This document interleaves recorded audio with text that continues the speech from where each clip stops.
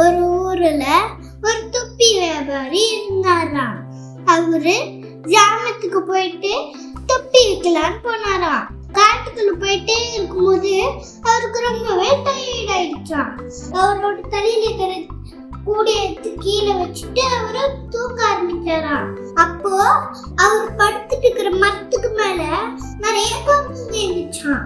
அது ஒன்னு ஒன்னா கீழே இறங்கி வந்து அவரோட கூடையில இருக்கிற எல்லா தொப்பியும் எடுத்து அதுக்கெல்லாம் போட்டுக்கிச்சான். போட்டுட்டு மரத்துக்கு மேல போயிடுச்சுங்களா.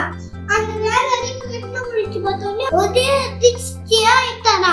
அவருக்கு என்ன செய்யறதுனே தெரியல. அப்போ உட்காந்து யோசிச்சாராம்.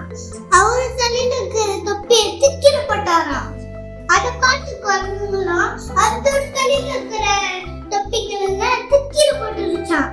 உடனே இந்த வியாபாரி அவரோட தொப்பி எடுத்து போட்டுக்கிட்டு மிச்சம் எல்லா தொப்பிகளையும் எடுத்துட்டு அந்த கூடையில தொப்பிகளை வச்சு விட்டாராம். உங்களுக்கு அடுத்து என்ன கதை வேணும்னு கமெண்ட்ல சொல்லுங்க.